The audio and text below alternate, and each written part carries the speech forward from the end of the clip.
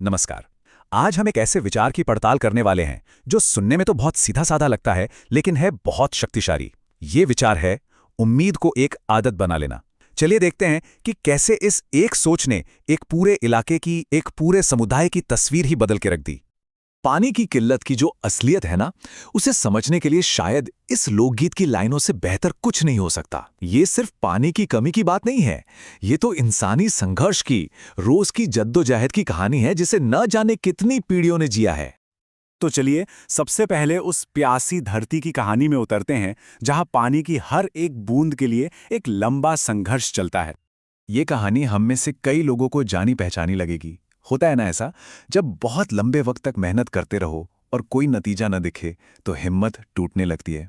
और कमाल की बात तो ये है कि अक्सर हम मंजिल से बस कुछ ही कदम दूर होते हैं जब हम कोशिश करना छोड़ देते हैं। लेकिन ये मामला सिर्फ किसी एक इंसान के हिम्मत का नहीं है। पी साईनाथ हमें याद दिलाते हैं कि एक पूरे सिस्टम की, एक पूरी व्यवस्था की भी समस्या है। कई बार सामाजिक ढांचे और जो गैर बराबरी होती है वो कुदरत की चुनौतियों को और भी ज्यादा मुश्किल बना देते हैं। और यहीं पर हमारी आज की पड़ताल का सबसे दिलचस्प मोड़ आता है। यहाँ हम उम्मीद को बस एक एहसास की तरह नहीं, बल्कि एक सक्रिय, एक सोचे समझे फैसले के तौर पर देखेंगे। जरा एक पल रुककर इस सवाल के बारे में सोचिए। ये सिर्फ एक सवाल नहीं है, बल्कि चीजों को देखने का एक बिल्कुल नया नजरिया है। ये हमें बताता है कि जो समस्याएं पहाड़ जैसी दिखती हैं ना, उन्हें पार करने का एक और रास्ता भी हो सकता है।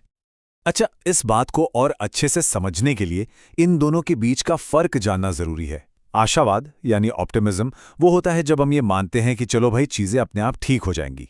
लेकिन उम्मीद उम्मीद चीजों को बेहतर बनाने का एक पक्का इरादा है, जिसमें हमारी अपनी मेहनत, हमारी भूमिका शामिल होती है। ये एक एक्टिव फोर्स है, सिर्फ एक पैसिव फीलिंग नहीं। तो सबसे जरूरी बात यह है कि उम्मीद एक डिसिप्लिन्ड प्रैक्टिस है।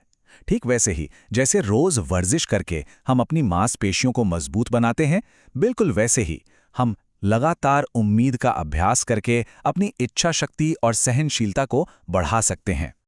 ठीक है, तो चलिए अब इस उम्मीद की आदत वाली बात को एक असल दुनिया के उदाहरण से समझते हैं।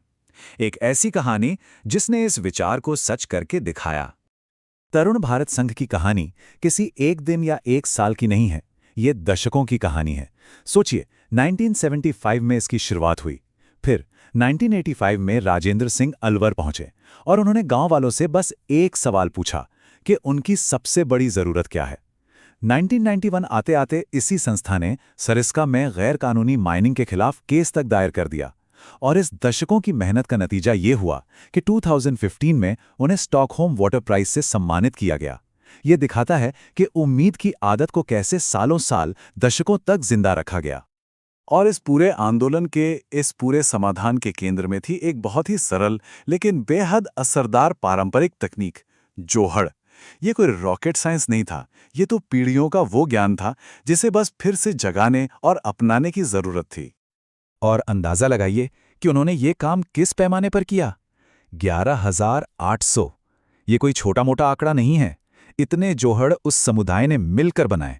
ये उनकी सामूहिक कोशिश और अटूट लगन का एक जीता जागता सबूत है। तो चलिए अब देखते हैं कि दर्शकों की इस लगातार और उम्मीद से भरी मेहनत का अंजाम क्या हुआ। जो नतीजे सामने आए वो वाकई में अविश्वसनीय थे। इस आंदोलन के नायक डॉक्टर राजेंद्र सिंह के ये शब्द उस पूरे बदलाव की एक जीती जागती तस्वीर खींच देते हैं।